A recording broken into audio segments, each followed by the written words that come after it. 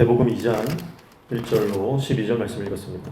보통 성탄절 때만 듣던 말씀인데 이렇게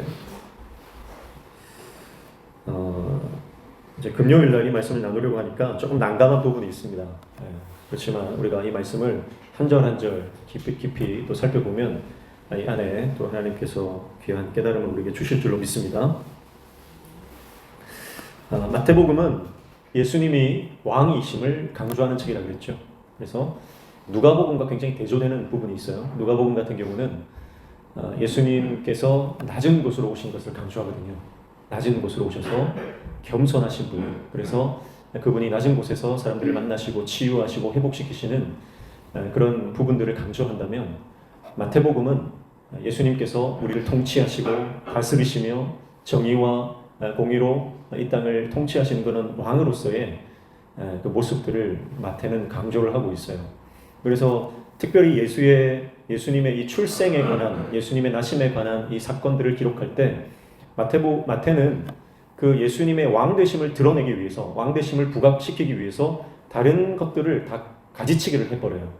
그러니까 예를 들면 누가복음에 등장하는 마구간에서 태어난 것들 이런 것들 있잖아요. 이런 것들이 마태복음에는 등장을 하지를 않습니다.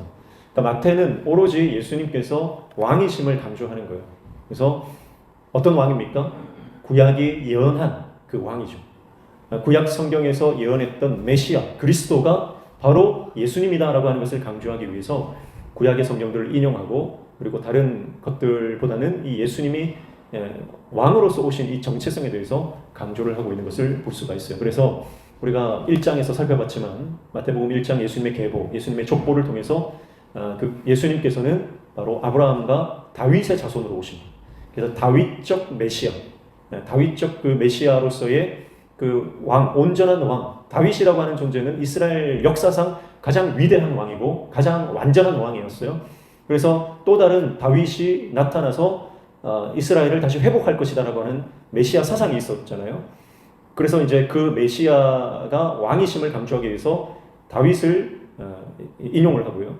그리고 그런 다윗에 대한 메시아적 사상을 가지고 있는 사람들은 유대인이잖아요. 그러니까 이 1차적인 이 마태복음을 읽는 독자들은 바로 유대인들이다라고 하는 것을 알 수가 있죠. 그렇게 마태는 예수님이 우리를 다스리시는 분, 우리를 통치하시는 분, 그리고 우리를 영원한 하나님의 공의와 정의로서 우리를 다스리시는 그 하나님의 나라로 이끌어 가시는 분으로 그렇게 묘사를 하고 있습니다. 그렇게 우리가 1장을 살펴봤고요. 이제 2장으로 넘어오는데, 2장도 마찬가지로 1장에서처럼 예수님의 나심에 대해서 말씀을 하고 있어요. 2장 1절 보시면, 헤롯 왕 때에 예수께서 유대 베들레헴에서 나심에 동방으로부터 박사들이 예루살렘에 이르러 말하되, 그렇죠? 여기서 나심이라고 하는 거 게네시스. 그러니까 1장 1절에 나왔던 그리스도의 계보와 같은 단어고요. 그리고 1장 18절에 나왔던 18절에 나왔던 예수 그리스도의 나심은 이러하니, 여기서 나심도 바로 게네시스라고 하는 단어라고 그랬죠. 그래서 예수님의 혈통, 출생, 계보, 족보 이런 것으로 되는데, 이제 기원인 거예요. 이게 기원. 그래서 창세기가 뭡니까? 영어로 제네시스죠. 제네시스. 자동차도 있지 않습니까? 제네시스. 이게 바로 이제 기원이에요. 그래서 2장 1절에도 동일하게 예수님의 탄생 비밀에 대해서 말씀을 하는데, 예수께서 유대 베들레헴에서 나심에 이렇게 시작합니다. 그래서 헬라어 원문을 보면 이 나심에라고 하는 것이 맨 처음에 있어요. 그러니까 예수님의 기원에 대해서 다시 설명을 합니다. 그러면서 강조하고 있는 게 뭐예요? 1장에서 강조됐던 왕이 있어요. 그 왕이 누구예요? 다윗 왕이잖아요. 그러면 2장에서는 어떤 왕이 강조가 될까요? 헤롯 왕이에요. 그러니까 헤롯 왕, 세상 왕이에요. 그러니까 세상 왕과 비교해서 예수님은 어떤 왕이시냐, 이것을 마태가 부각시키고 있는 거죠. 그런 측면에서 오늘 2장을 보시면 되겠습니다. 그래서 먼저 1절에 보면 헤롯 왕 때에 이렇게 시작했는데요. 헤롯 왕은 우리가 잘 아는 것처럼 예루살렘을 재건하고 성전을 확장했던 그런 왕입니다. 헤롯 대제라고 하죠. 헤롯은요 굉장히 난폭한 왕이었어요. 그리고 무자비한 왕이었습니다. 그래서 우리가 나중에 보면 알지만 2살 이하의 남자애들 다 죽여버려라 이런 명령을 내릴 만큼 그는 자기가 누구라도 왕의 자리를 넘본다고 의심이 되면 누구라도 다 죽여버려요. 그래서 아내도 죽이고 가족도 다 죽여버려요. 누구라도 다 죽여버리는 잔인하고 난폭한 왕이었고요. 폭력으로 다스리는 그런 왕이었습니다. 정서적 장애를 가지고 있었던 왕이다 이렇게 볼 수 있고요. 그리고 그의 난폭한 성격과 무엇보다 권력욕이 누구보다 강했어요. 그래서 늘 그 자리를 지키기 위해서 수단과 방법을 가리지 않는 그런 왕이죠. 그래서 이 왕과 지금 오늘 예수님, 아기 예수, 왕으로 오신 그 그리스도를 마태는 극적으로 대비를 시키고 있다 이렇게 보시면 되겠습니다. 자, 2절에 보시면 유대인의 왕으로 나신 이가 어디 계시냐? 우리가 동방에서 그의 배를 보고 그에게 경배하러 왔노라 하니 라고 말합니다. 자, 헤롯 왕을 소개를 하고 그리고 2절에 유대인의 왕이 나옵니다. 자, 이 왕을 찾으러 온 사람들이 누구죠? 바로 동방박사들이었어요. 그래서 동방으로부터 박사들이 예루살렘에 이르러 말했다. 1절에 이렇게 말씀을 하고 있고요. 자, 동방박사는 몇 명이죠? 동방박사 몇 명입니까? 3명. 예. 동방박사들이 드린 예물이 3가지지 동방박사가 3명은 아닙니다. 예, 동방박사가 3명이라고는 표현이 안 돼 있거든요. 동방박사들이 동방이라고 하는 곳이 어디냐면 예루살렘을 중심으로 동쪽이에요. 그러니까 예루살렘을 중심으로 동쪽이면 저쪽에 바벨론, 페르시아 아니면 이집트 이쪽이겠죠. 그쪽 어딘가에서 이제 이들이 왔는데 오는 기간이 굉장히 길잖아요, 그렇죠?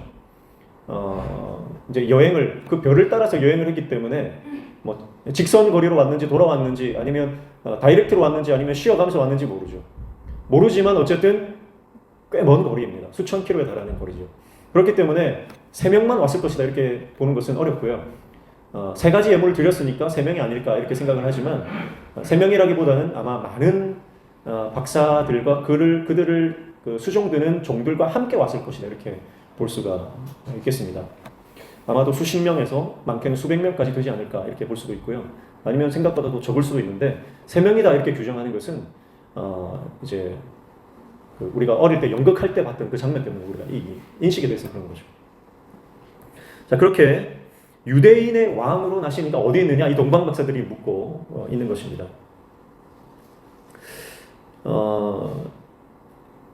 유대인의 왕이 버젓이 살아서 통치하고 있는 그 땅에 유대인의 왕이 왕으로 나시니가 어디 계시냐? 이렇게 묻고 있죠. 이것은 당시에 예루살렘 안에 있는 헤롯 왕과 궁전에 있는 사람들과 그리고 예루살렘에 거하는 모든 사람들에게는 충격으로 다가왔습니다. 그래서 3절에 보면 헤롯 왕과 온 예루살렘이 듣고 소동한지라 그렇게 말씀을 하고 있어요. 그 동방박사들이 어떻게 그 별을 보고 이제 그 유대인의 왕을 알았을까요? 그것은 아마도 이제 그 바벨론 포로 시기에 다니엘이 그 땅을 총리로서 지내지 않았습니까? 그때 다니엘이 많은 예언을 했거든요. 아마 그 다니엘의 예언과 이런 그 말씀들이 아마 그때 전해졌던 것 같고요. 그리고 포로 시절에 많은 그 유대인들이 흩어져 버렸죠. 그래서 멀리 유배가 되고 멀리 흩어져서 사는 가운데 이 구약 성경이 많이 이렇게 전해졌을 것이다 이렇게 봅니다. 그래서 아마 이 유대인들은 그 유대인의 그 왕으로 나실 분이 예언되어 있다라고 하는 것을 동방박사들이 알고 있었던 것 같고요. 그 말씀은 이제 민수기 24장에 예언된 야곱의 한 별일 것이다 이렇게 보는 거예요. 민수기 24장 한번 보실까요?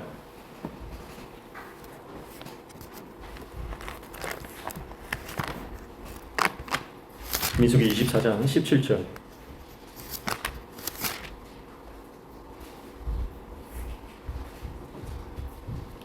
찾으신 분들 같이 읽습니다. 시작. 내가 그를 보아도 이때의 일이 아니며 내가 그를 바라보아도 가까운 일이 아니로다. 한 별이 야곱에게서 나오며 한 규가 이스라엘에게서 일어나서 모압을 이쪽에서 저쪽까지 쳐서 무찌르고 또 셋의 자식들을 다 멸하리로다. 이렇게 말하죠. 자, 야곱에게서 나온 한 별이 예언되었는데 이 예언을 누가 한 거예요? 발람이 한 거예요. 발람. 그러니까 이스라엘 백성들이 이제 그 발람 왕이 그들을 저주하려고 하죠. 저주하려고 할 때 이 선지자인 발람을 데리고 가서 저주를 시키는데 이 발람의 입에서 저주가 안 나오고 축복이 계속 나오고 예언이 계속 나와요.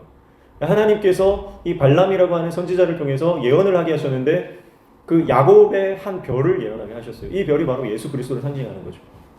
그래서 이 별이 나와서 통치하고 다스리겠다, 이 예언의 말씀을 하게 되는데, 이 말씀이 아마 그 바벨론 포로 기간에 다니엘을 통해서 그 땅에 이렇게 지식으로 남아 있었다라고 하는 것을 유추해 볼 수가 있겠습니다. 그리고 이 야곱에게서 난 한 별이 이제 창세기 49장 10절에 가면 유다 지파에 대한 야곱의 축복에서 이제 한 규가 나와, 한 규, 그러니까 하나님 다스리는 왕이 나올 것이다, 유다 지파에서 나올 것이다, 그렇게 말하죠.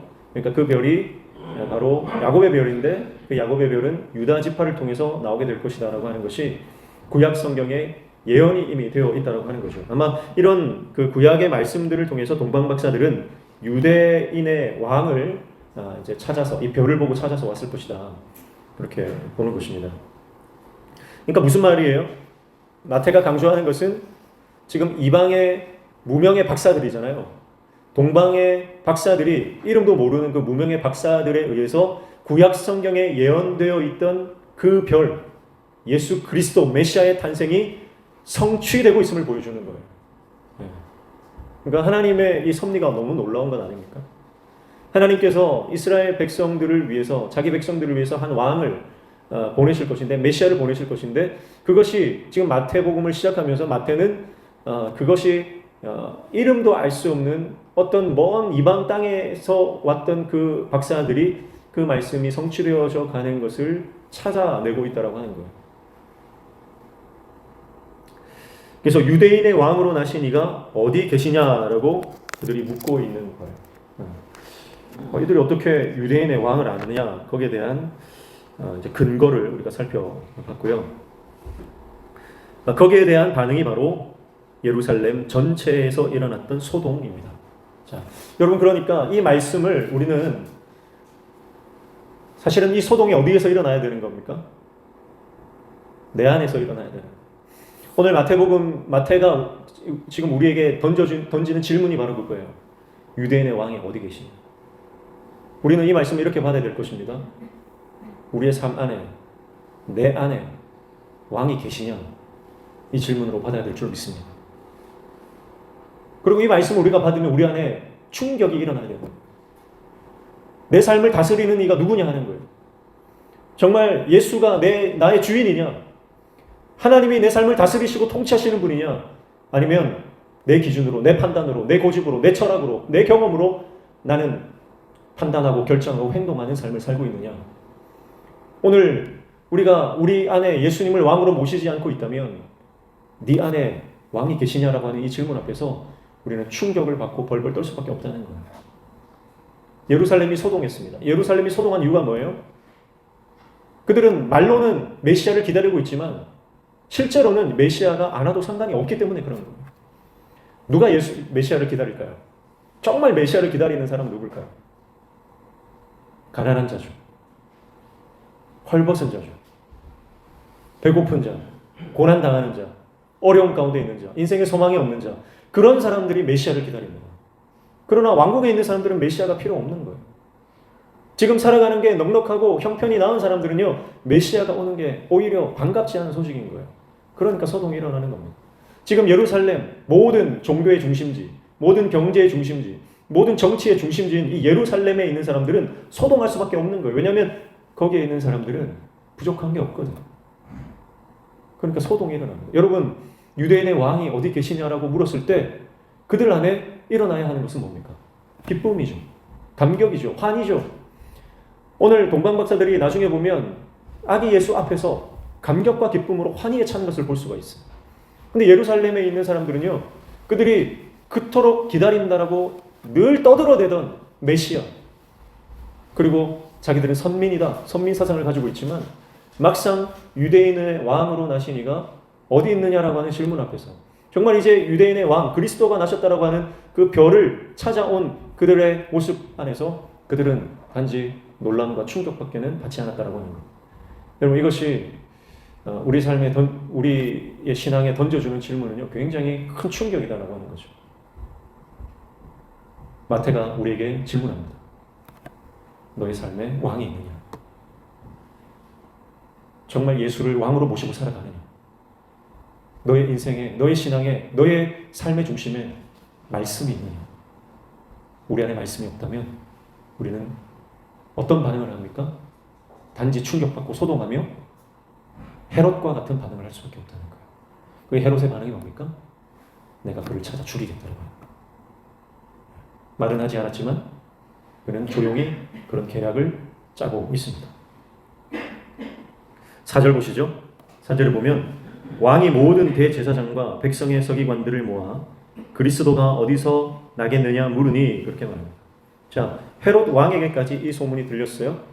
그래서 동방에서 그 박사들이 몰려왔는데 그들이 유대인의 왕을 찾고 있다라고 하는 소식을 들은 거예요.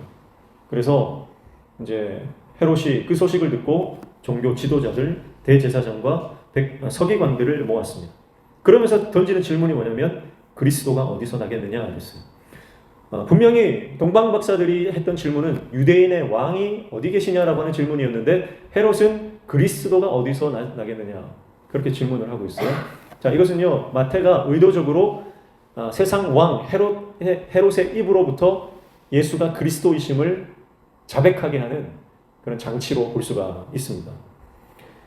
그러니까 헤롯의 입을 통해서도 그도 모르는 사이에 부지불식 중에 예수가 그리스도이심을 그는 자기 입으로 자백하고 만 것이죠. 여러분 이것이 바로 하나님의 역사고 하나님의 섭리예요. 세상 사람들은요 하나님이 없다고 말합니다. 세상 사람들은 하나님이 없다 그래요. 다 무신론이죠.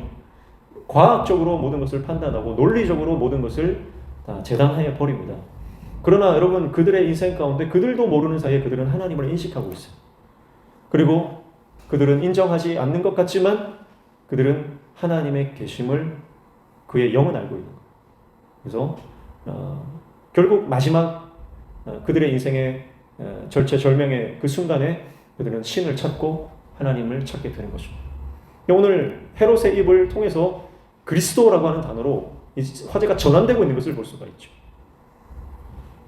그러니까 어쩌면 헤롯도요, 이제 메시아 사상을 알고 있었다는 거예요. 유대인이라면 모를 리가 없죠. 그래서 5절, 6절에 보면 종교 지도자들을 통해서 이제 그 메시아가 그리스도가 어디서 나는지에 대해서 말씀을 합니다. 5절, 6절 보시면 이르되 유대 베들레헴이오니 이는 선지자로 이렇게 기록된 바 또 유대 땅 베들레헴아 너는 유대 고을 중에서 가장 작지 아니하도다 내게서 한 다스리는 자가 나와서 내 백성 이스라엘의 목자가 되리라 하였음이니이다. 그렇게 대답을 해주는 겁니다. 자, 근데 놀라운 사실은요. 보세요. 종교 지도자들이 유대 땅 베들레헴에서 이 그리스도가 태어나실 것에 대해서 알고 있었어요. 그러니까 헤롯이 질문하니까 바로 대답을 해주잖아요. 근데 오늘 말씀을 보면요. 그 어떤 종교 지도자도 베들레헴으로 가는 사람이 한 사람도 없다는 거예요. 한 사람도 하지 않습니다. 동방 박사들을 따라가야 되는 거 아닙니까? 정말 그 메시아가 태어났다면 그 메시아를 찾으러 그분을 만나러 누군가는 따라갔어야 되잖아요. 근데 아무도 안 따라가요. 그러니까 여러분 그들은 실제로 지식만 있지 하나님 말씀을 순종하지 않는 그런 가식적인 종교 생활만 하고 있는 거예요. 그러니까 종교라고 하는 것 하나님을 자기의 이익을 위한 수단으로만 사용하지 그들은 이미 변질되어서 말씀이 살아 움직이고 그 말씀을 순종하는 삶은 이미 사라진 겁니다. 여러분 우리가 신앙생활 오래 하면요 이렇게 변할 수가 있습니다.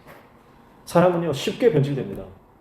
처음에는 내가 예수 믿었던 그 감격과 기쁨이 있는데요 5년, 10년, 15년, 30년, 50년 신앙생활 하다 보면요 나 안에 감격과 기쁨은 없고 오히려 교회를 이용하는 거예요. 오히려 교회가 나의 자아 실현의 어떤 장이 되고 내 만남의 장을 열어주는 어떤 사회 관계망 서비스를 제공해주는 그런 SNS 같은 역할만 하는 거예요. 여러분 교회는 그런 곳이 아니거든요. 교회는 생명이거든요. 그러면 복음은요 생명입니다. 근데 여러분 우리는 그 교회와 복음을 예수 그리스도의 십자가 복음을 싸구려로 만들어서 액세서리처럼 그렇게 달고 다니는 거예요. 단지 액세서리가 되어 있습니다. 지금 이 예루살렘의 종교 지도자들도 말씀을 줄줄 외웁니다. 구약 성경 모르는 데가 없어요. 구석구석 모든 말씀을 다 알아요. 그럼에도 불구하고 그들은 그리스도 만나는 것, 메시아를 만나는 것에는 관심이 없습니다. 지식만 꽉 들어차서 머리만 커졌지 가슴은 냉랭한 상태라는 거죠. 오히려 동방의 박사들만이 그 주님을 만날, 그리스도를 만날 기쁨과 기대로 충만하고 그 주님을 만났을 때에 그들은 놀라운 환희를 느끼게 되는 겁니다. 은혜라고 하는 것은요, 사모하는 자에게 주어지는 겁니다. 은혜는 사모하는 자에게만 주어집니다. 목사라고 은혜가 주어지는 것 아니고, 장로라고 은혜 주어지는 것 아니고, 모태신앙이라고 은혜가 주어지는 것 아닙니다.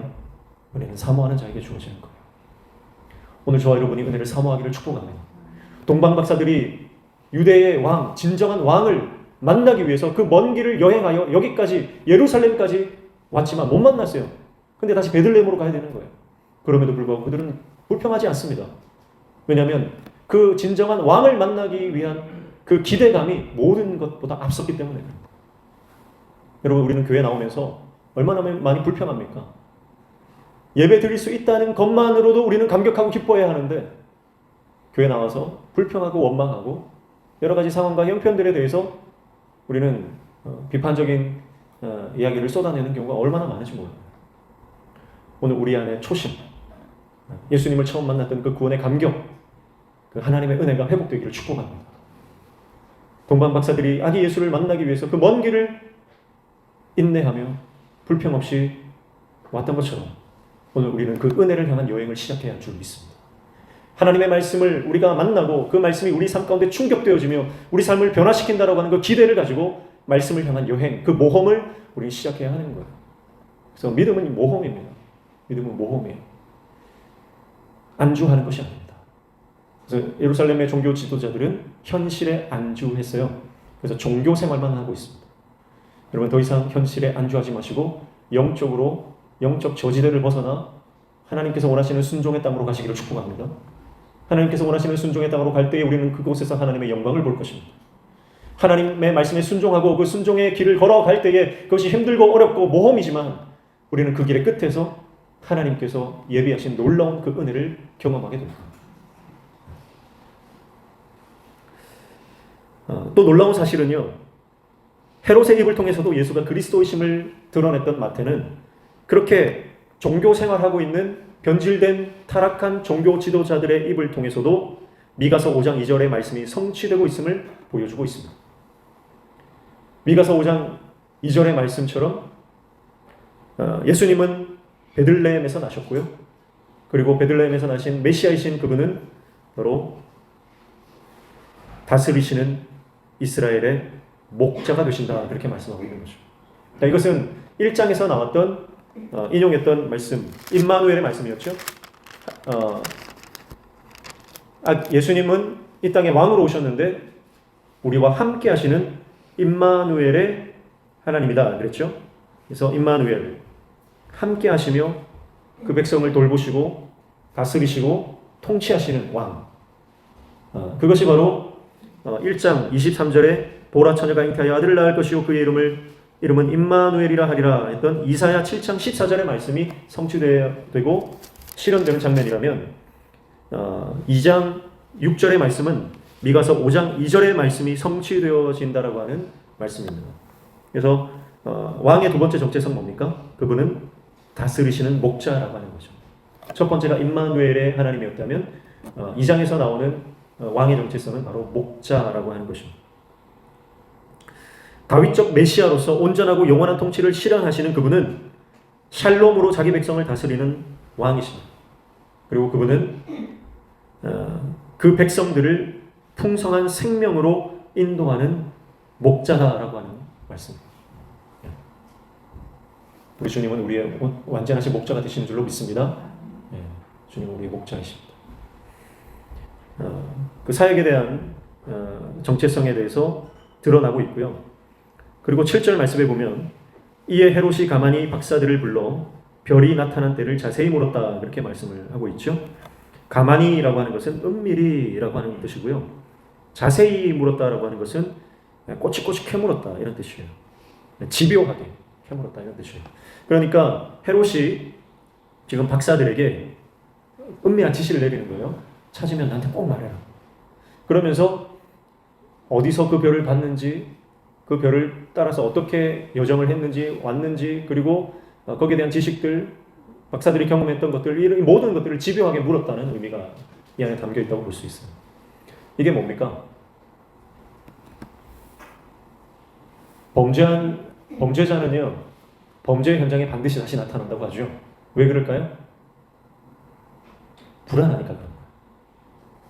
자기가 범죄했던 그 현장에 자기가 다시 가는 거는요, 심리적으로 굉장한 불안감 때문에 지금 거기서 무슨 일이 일어나는지, 누가 와서 보는지 눈으로 확인해야만 하는 그 불안감, 두려움이 그 안에 내재되어 있다는 뜻이거든요. 지금 헤롯이 동방 박사들에게 이렇게 은밀하게 집요하게 그들에게 꼬치꼬치 캐묻는 것은요, 이 헤롯의 심리적 상태를 반영하는 거예요. 그러니까 지금 헤롯 안에 유대인의 왕 그리스도, 그 사람이 나의 자리를 위협하고 있다라고 하는 그 불안감, 그 두려움이 그 안에 꽉 차 있다라고 하는 것을 보여주는 대목이다라고 볼 수 있는 거죠. 세상의 가장 높은 권좌에 앉아 있는 사람의 모습이 바로 이런 모습이 아닐까요? 김정은 보십시오. 김정은은 그가 그 최고 지도자의 자리에 오르고 나서 많은 사람들을 숙청했습니다. 그 중에서 대표적으로 장성택을 고모부죠. 처형을 했어요. 근데 그냥 처형한 것도 아니고 기관총으로 완전히 난사를 해가지고요. 우리 들었잖아요. 다니엘 기도회 때 들어보니까 시신을 찾을 수 없었다 그랬잖아요. 사실 그 기관총은요, 사람한테 쏘는 게 아니거든요. 기관총은 이제 대전차용으로 쓰는 거 아닙니까? 근데 그걸 사람한테 쏘면요, 그게 사람을 뚫고 지나가면서 사람이 녹아버려요. 흔적이 남지 않습니다. 그래서 그때 그 간증하신 그분이, 이름은 제가 기억이 안 나는데, 그 장면을 보면서 그 북한 정권에 대한 환멸을 느끼고 탈북을 하셨잖아요. 왜 김정은이 그렇게 무자비하게 자기 혈족을, 그 고모와 고모부를 그렇게 죽이고 수많은 사람들을 숙청했을까요? 그는 자기가 힘이 있다 이게 아니고요. 자기의 어떤 권력을 과시하는 것도 아니고요. 한 가지입니다. 두려웠기 때문에 그런 거예요. 두려웠기 때문에.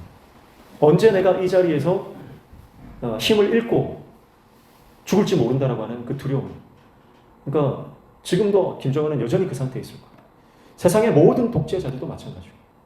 언제 내가 이 권좌에서 물러날지 모른다라고 하는 두려움 가운데 밤잠을 자지 못하는 거예요, 사실. 그래서 오늘 우리가 편안하게 잠을 이룰 수 있는 것, 하나님 은혜인 줄로 믿습니다. 그래서 너무 많은 돈을 가지고 있으면 사실은 불안한 거예요. 만약에 오늘 한번 생각해 보세요. 저는 처음에 이제 새 폰을 샀을 때요, 새 폰을 딱 사니까 기분이 너무 좋잖아요. 근데 이제 목욕탕을 가면요, 목욕탕 안에다가 이제 그 귀중품을 따로 맡기지 않으면 그 캐비넷 안에 넣어놓잖아요, 사물함에. 근데 한 번은 이제 새 폰을 사고 목욕탕을 갔는데 목욕을 못 하겠더라고요. 폰 생각이 계속 나는 거예요. 저 새 폰 누가 가져가면 어떡하나. 사람 마음이라는 게 그런 거예요. 좀 비싼 거, 소중한 거 더 많이 가지고 더 많이 누리고 그러면 행복할 것 같은데 그렇지 않다는 거예요. 오히려 더 많이 가지면 가질수록, 높은 곳으로 올라가면 올라갈수록 불안해지는 것이 사람의 심리입니다. 평강은요, 소유에서 오는 게 아니더라고요. 여러분, 진정한 행복과 평강은 말씀 안에만 있는 줄로 믿습니다. 예수 안에 있을 때에만 진정한 평강과 행복이 있는 거예요. 근데 예수를 모르기 때문에 세상 사람들은 더 많이 가지려고 하고 더 높이 올라가려고 하고 모든 것을 누려야만 행복해진다라고 하는 착각 속에서 빠져 살죠. 그러나 높은 곳에 올라가서 다른 사람들을 밟고 올라가서 사다리를 다 걷어차고 자기가 가장 높은 곳에 올라갔어요. 그런데 눈을 들어보니까 자기가 오른 봉우리보다 더 높은 봉우리가 있더라. 그게 인생이더라는 거죠. 사랑하는 성도 여러분, 예수 안에만 참된 평강이 있습니다. 예수 안에만 참된 기쁨이 있습니다. 소유가 아니라 존재입니다.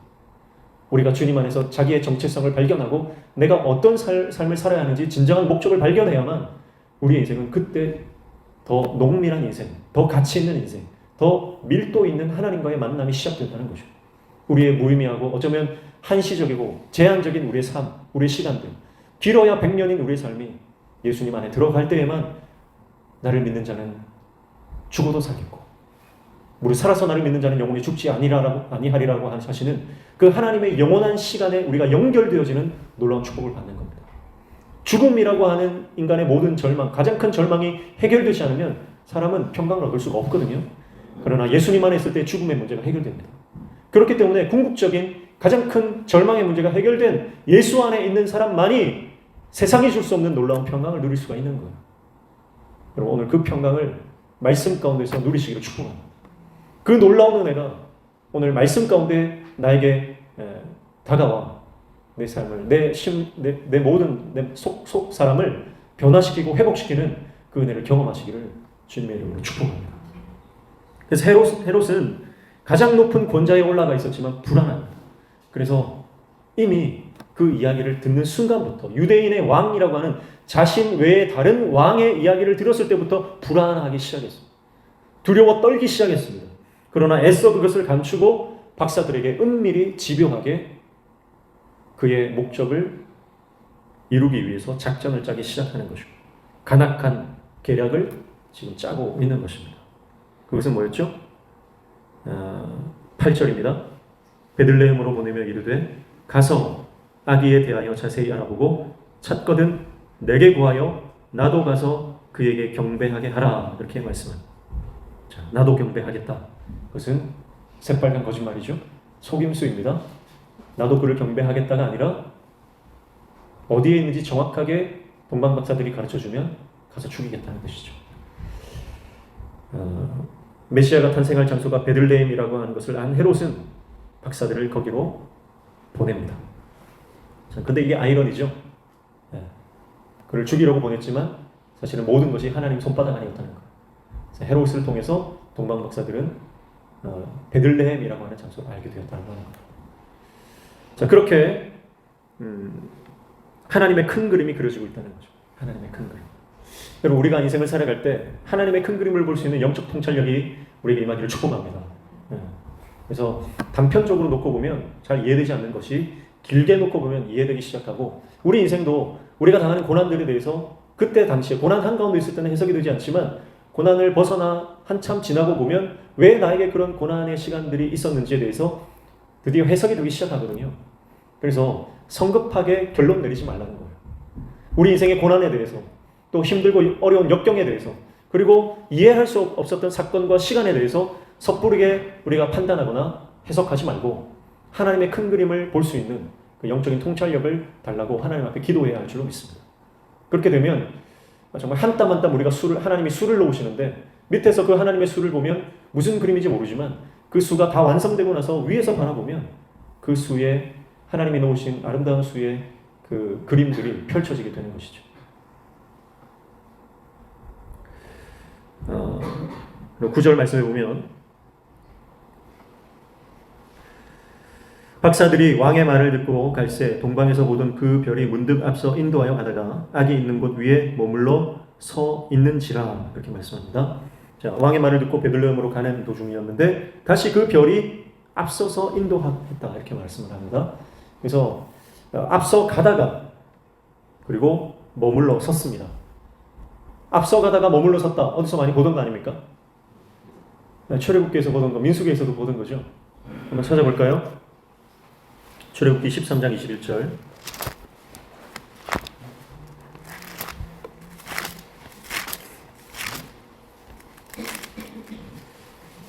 출애굽기 13장 21절 찾으신 분들 같이 읽습니다. 시작. 여호와께서 그들 앞에서 가시며 낮에는 구름 기둥으로 그들의 길을 인도하시고 밤에는 불 기둥을 그들에게 비추사 낮이나 밤이나 진행하게 하시니 22절. 낮에는 구름 기둥 밤에는 불 기둥이 백성 앞에서 떠나지 아니하니라. 아멘.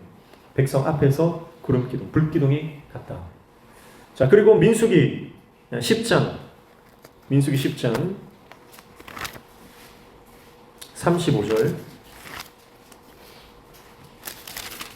민수기 10장 35절 36절입니다. 찾으신 분들 같이 읽습니다. 시작. 그가 떠날 때에는 모세가 말하되 여호와여 일어나사 주의 대적들을 흩으시고 주를 미워하는 자가 주 앞에서 도망하게 하소서 하였고, 그가 쉴 때에는 말하되 여호와여 이스라엘 종족들에게로 돌아오소서 하였더라. 아멘. 자, 우리 마태복음 들어오기 직전에 우리 마지막 봤던 말씀이죠. 민수기 모세의 기도입니다. 그러니까 이제 이스라엘 백성들이 진영을 갖추고 진영 한가운데 뭐가 있습니까? 성막이 있죠. 그리고 성막에 구름 기둥이 일어나면 이제 그 성막을 해체를 합니다. 해체를 해서 게르손, 고핫, 무라리 자손들이 그 성막을 각각 자기가 맡은 것들을 메고 또 술에 싣고 그렇게 갑니다. 근데 맨 앞에는 누가 가요? 맨 앞에는 법궤가 가는 거예요. 그리고 그 법궤 위에 뭐가 있습니까? 하나님의 임재의 상징인 구름 기둥이 있는 거예요. 그러니까 머물렀을 때는 그 구름 기둥이 법궤 위에 진영 한가운데 있다가 이동할 때는 법궤가 맨 앞에 가야 되니까 2000규빗 떨어져서 간다 그랬죠? 약 900m에서 1km 정도 떨어져서 백성들을 앞서가는 거예요.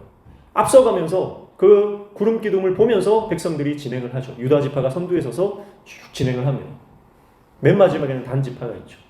그렇게 진행을 하는데 모세가 떠날 때마다 이동할 때마다 어떻게 기도합니까? 그 기도가 바로 민수기 10장 35절 36절이에요. 그래서 여호와의 궤가 떠날 때 이렇게 기도해요. 여호와여 일어나사 주의 대적들을 흩으시고 주를 미워하는 자가 주 앞에서 도망하게 하소서. 그리고 이제 궤가 가다가 쉬는 거예요. 딱 멈추는 거예요. 그러면 그쪽으로 합류하잖아요. 합류해서 다시 성막을 조립을 해야 되는 거예요. 그리고 진영을 다시 갖춰야 되는 거잖아요. 그때 궤가 멈췄을 때 다시 이렇게 기도합니다. 어떻게 기도합니까? 궤가 쉴 때 여호와여 이스라엘 종족들에게로 돌아오소서. 진영이 가는 거지만 주님 우리에게 돌아오소서 적극적으로 개입해 주시고 인도해 주시고 보호해 달라는 기도라고 그랬죠. 자, 그런데요. 우리가 이제 마태복음 보면서 마태복음 이제 2장 9절 말씀이 이 별이 앞서 인도하다가 머물러 섰다. 분명히 구름 기둥, 불 기둥 인도하시는 이스라엘 백성들 인도하시는 이 장면이 연상이 될 수밖에 없어요. 그런데 제가 이제 민수기 하면서 다루려고 하다가 시간이 없어서 안 다뤘는데요. 이 35장, 36장에는요. 특이한 부분이 하나 있어요. 그게 뭐냐면 인버티드 눈이라고 하는 그 단어입니다. 그러니까 히브리어 알파벳에 눈이라고 하는 알파벳이 있어요. A, B, C, D, E, F, G 할 때 N이랑 비슷한 눈이라고 하는 알파벳이 있어요. 그런데요, 구약 성경에 이 그 모세 오경에 보면 이 눈이 뒤집힌 게 있어요. 뒤집힌 게 제가 알기로는 7개가 있어요. 근데 그 중에서 2개가 이 10장 35절, 36절에 있거든요. 35절 맨 앞에 있고요. 36절 맨 뒤에 모세의 기도 이 맨 앞과 맨 뒤에 뒤집혀진 눈이라고 하는 알파벳이 있어요. 자, 눈이라고 하는 것은요. 물고기를 상징해요. 물고기. 히브리어는요. 그 단어 알파벳이 숫자와 뭐 어떤 다른 특별한 어떤 것을 상징하는 것들이 있는데 예를 들면 뭐 14라고 하는 것은 이제 다윗을 상징한다 그랬잖아요. 네. 다윗의 철자를 딱 떼면 이제 4, 6, 4예요. 그래서 14가 돼요. 그래서 14대, 14대, 14대. 14대, 14대, 14대 하면 유대인들은 당연히 그게 다윗이라고 하는 그런 그 장면을 그려낸다 이렇게 말했잖아요. 수비학적인 그런 측면들이 다 있어요. 근데 이제 이 눈이라고 하는 것은 물고기를 상징하는데 이 물고기는 역동성, 생명력을 상징하는 거예요. 그러니까 궤가 떠나갈 때 그 궤는 누구예요? 법궤는 누굽니까? 예수님을 상징하는 거죠. 자, 그러니까 이 궤가 떠나고 머무르는 이것의 맨 앞과 끝에 눈이라고 하는 단어를 뒤집어 넣었어요. 그 뒤집어 놓은 것을 어떻게 해석하냐면 바로 예수님의 두 번의 그 생명, 부활을 상징한다 그렇게 보죠. 그래서 첫 번째 부활은 예수님께서 무덤에서 부활하신 부활이고 두 번째 부활은 예수님께서 재림하시는 것을 상징한다 이렇게 봅니다. 그래서 초대교회 성도들은 그들을 예수 그리스도 우리의 왕, 익투스죠. 예수 그리스도 우리의 왕이라고 하는 그 헬라어의 앞글자를 다 따가지고 익투스를 만들었는데 익투스가 뭐예요? 물고기예요. 근데 그런 개념을 가지고 있는 유대인들이라면 오늘 이 별이 머물렀다가 다시 멈췄다가 하는 이 장면에서 민수기 이 말씀을 아마 생각했을 것 같아요. 그렇죠? 그러면서 예수님이 어떤 존재인지 이스라엘 백성들을 이끌었던 그 법궤 그것이 상징하는 예수 그리스도 그분이 태어나셨다라고 하는 것을 아마 알 수 있지 않을까요? 우리는 이렇게 막 깊게 생각하고 연구하고 해야 알 수 있지만 유대인들은요 이 그 모세 오경에 대해서는 너무나 꿰뚫고 있기 때문에 우리처럼 연구를 하지 않아도 딱 들으면 아는 거예요. 딱 생각이 나는 거예요. 그래서 우리를 인도하시는 왕으로서 오신 그 예수님을 지금 마태는 이 안에 우리가 발견할 수 있다라고 하는 것입니다. 그리고 10절 말씀해 보면 그들이 별을 보고 매우 크게 기뻐하더라 그렇게 말씀합니다. 자, 기뻐했는데요. 그냥 기뻐한 게 아니고 매우 크게 기뻐하더라 이랬어요. 그렇죠? 기뻐하다는 것을 두 번 반복해도 굉장히 강조하는 건데 그 앞에 매우 크게를 또 쓰고 있어요. 이런 수식어를 두 번, 세 번 반복하고 또 붙이는 것은 그들이 이 기쁨에 완전히 압도되었다라고 하는 표현입니다. 완전히 이 기쁨에 압도되었어요. 다른 모든 것들, 모든 감정들을 다 압도하고 이 기쁨이 그들 안에 충만했다라고 하는 것이죠. 그래서 그 기쁨이 얼마나 컸던지 마태는 매우 격정적으로 이 표현을 하고 있습니다. 그래서 히브리어를 보면 카란, 메갈렌, 스포드라, 에카레산 이러면서 이 단어들을 막 나열을 하면서 이들이 얼마나 기뻤는지를 그 문장을 채우고 문장 안에 그 단어들을 나열을 하고 있습니다. 그들의 기쁨과 감격이 최대치의 환희였음을 보여주는 대목이에요. 주님을 만날 때 이런 기쁨이 발생한다는 거죠. 오늘 우리가 하나님을 예배할 때 이런 기쁨이 있습니까? 오늘 우리가 하나님을 만날 때 말씀 앞에 설 때 이런 감격과 기쁨이 회복되어야 한다는 거죠. 마태는 동방 박사들의 이 기쁨을 최대치로 표현하면서 우리는 과연 그 왕이신 예수 앞에서 얼마나 기뻐하고 있는가, 얼마나 그분을 예배하는 것에 대해서 얼마나 감격하고 있는가를 우리 이 말씀을 통해서 우리를 돌아봐야 한다는 것이죠.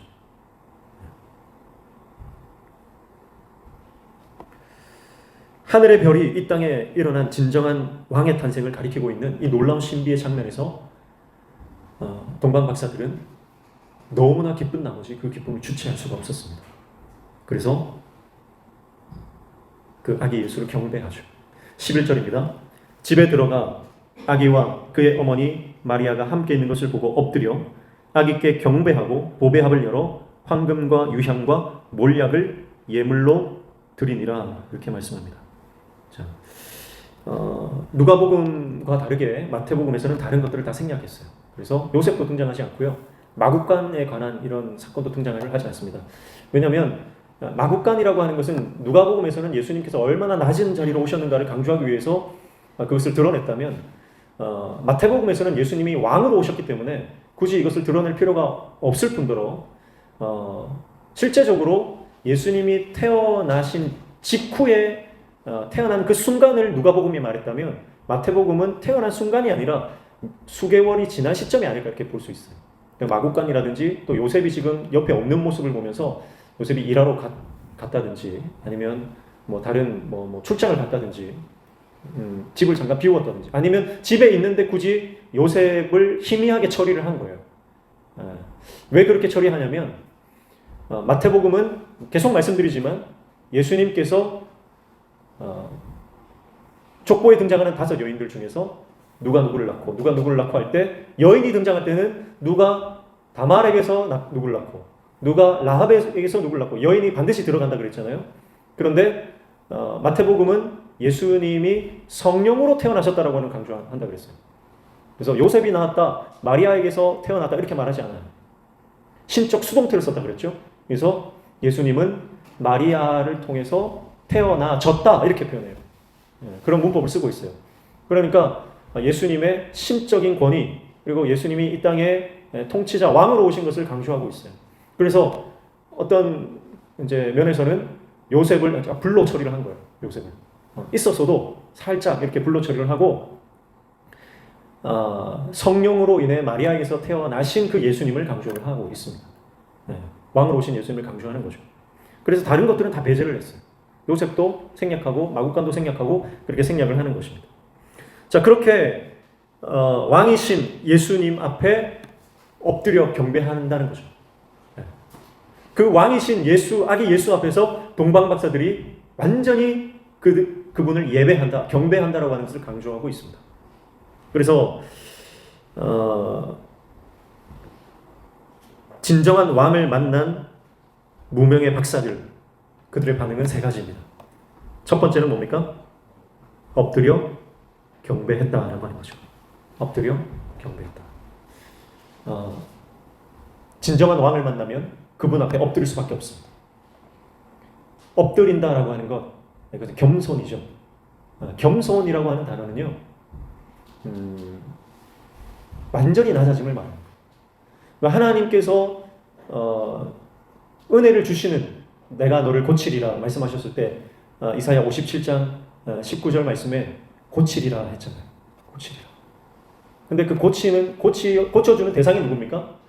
그 앞에 15절에 보면 마음에 통회하고 겸손한 자에게 회복의 은혜를 주신다 이렇게 말씀하거든요. 통회한다라고 하는 것은요, 완전히 고난을 통해서 완전히 엎드려지는 걸 말하는 거예요. 그 결과가 겸손이에요. 그러니까 지금 동방 박사들은 진정한 왕을 만났을 때 그들의 모든 것이 다 완전히 낮춰집니다. 그래서 엎드리는 거예요. 주님 앞에서 우리가 내세울 게 어디 있습니까? 사도 바울을 보십시오. 사도 바울은 예수 그리스도의 복음을 제대로 만났을 때 그가 가지고 있었던 출신, 그의 학문, 그의 배경, 그의 경력, 모든 것이 배설물로 여겨집니다. 그게 진짜 예수님을 만난 사람의 모습이에요. 여전히 내가 예수님을 믿는다 말하면서도 교회 안에서 자기 자랑, 자기 의를 드러내고 내 경력, 내 경험, 내 지식, 직장 자랑, 집 자랑, 자식 자랑 이런 것으로 나의 언어가 점철되어 있다면 진짜 예수님 만난 사람이 아닐 수 있다는 거죠. 진짜 제대로 복음을 만나고 진짜 제대로 십자가 복음을 깨달았다면 우리 안에 있는 모든 것은 주님 앞에서 다 낮아집니다. 첫 번째 반응이 엎드려 경배하는 거예요. 그럼 오늘 저와 여러분의 인생이 왕 앞에, 진정한 왕 앞에 완전히 엎드려지는 겸손의 은혜를 받으시기를 축복합니다. 두 번째 반응은 뭡니까? 열어드렸다라고 하는 거죠. 열어드렸다. 헌신이죠. 자신의 삶을, 자신의 모든 것을 온전히 그분께 드리는 겁니다. 열어드리는 거예요. 여러분, 우리는 무엇을 열어드리고 있습니까? 주님께 뭘 드리고 있습니까? 온전한 헌신. 하나님께서 기뻐 받으시는 나의 전심을, 나의 진심을 하나님 앞에 올려드릴 수 있는 헌신의 사람 되시기를 축복합니다. 그리고 세 번째는 뭐죠? 지시하심을 받아 돌아가는 겁니다. 순종이죠. 그래서 진정한 왕을 만난 사람은 하나님 앞에 겸손히 그분을 예배하고 자신을 헌신하며 말씀에 순종합니다. 이것이 동방 박사들이 진정한 왕을 만난 반응이었습니다. 오늘 저와 여러분에게도 동일한 반응이 필요하죠. 오늘 우리가 이렇게 신앙적으로 하나님께서 회복해 주신 놀라운 은혜를 경험하시길 축복합니다.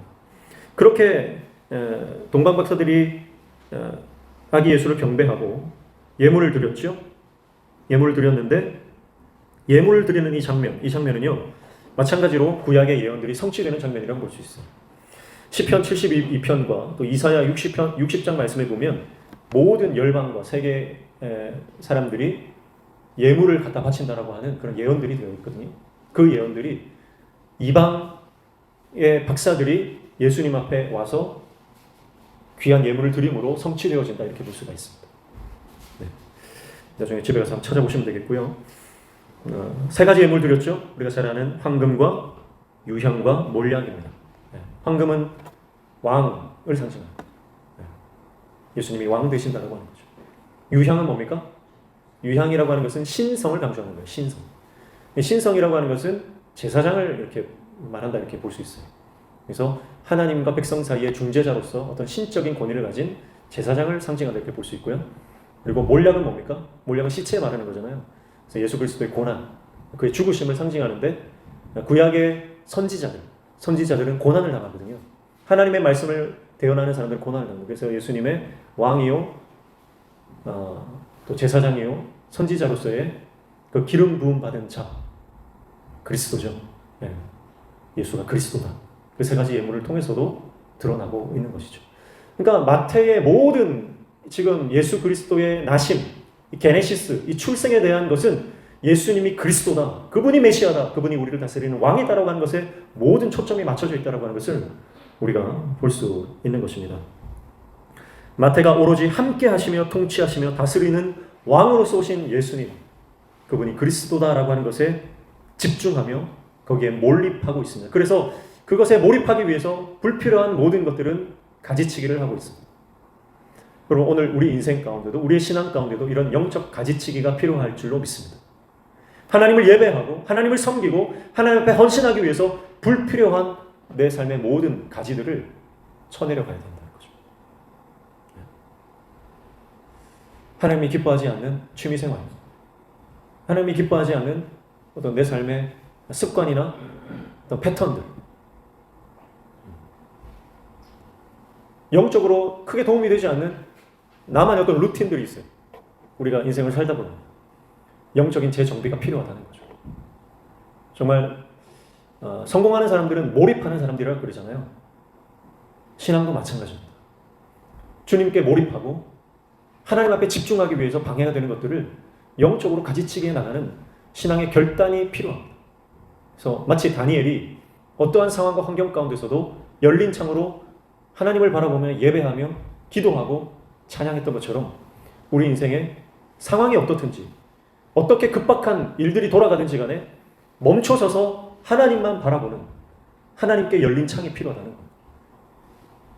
그때 우리는 제가 계속 말씀드리지만 우리의 골방이 열방을 품는 통로가 될 수 있다고 하는 거죠. 하나님께 그렇게 집중할 때 여러분의 골방이 하나님께서 역사하시는 놀라운 열방의 중보의 통로가 될 줄로 믿습니다. 그런 은혜를 경험하시기를 축복합니다. 오늘 우리는 마태복음 2장 1절로 12절 말씀을 자세히 우리 한 절 한 절 살펴봤습니다. 성탄절 크리스마스 시즌에만 동방 박사들이 3가지 예물을 드렸다, 이 정도로 우리가 살펴봤던 구절인데, 저도 금요기도에 오늘 매일 성경 차례가 되어서 한 절 한 절 연구를 하면서 또 새롭게 이 말씀들을 좀 보게 되었고요. 또 이렇게 말씀을 나눌 수 있어서 얼마나 행복한지 모릅니다. 날마다 말씀으로 인해서 치유되고, 말씀으로 인해서 샘을 얻고, 말씀으로 인해서 놀라운 은혜를 경험하는 저와 여러분 되시기를 축복합니다. 수요일날 말씀드렸지만 신앙의 성장은요, 새로운 것을 배운다고 일어나지 않습니다. 신앙의 성장은 아는 것을 실천할 때, 순종할 때 신앙의 성장이 일어난다 그랬습니다. 그래서 지식적으로 계속 쌓아가는 것에만 희열을 느끼지 마시고요, 알고 있는 것 한 가지라도 순종하여 그 하나님 앞에 순종의 자리로 나아갈 때 주시는 그 놀라운 은혜, 그 영광을 맛보시기를 축복합니다. 동방 박사들도 순종했습니다. 순종해서 그 아기 예수를 만나고 경배했을 때에 그들은 놀라운 기쁨과 환희 가운데 그들은 들어가게 된 것이죠. 오늘 우리의 신앙도 그런 놀라운 기쁨과 감격과 이 환희가 회복되어지는 그런 신앙 되시기를 주님의 이름으로 축복합니다. 찬양하겠습니다. 390장입니다.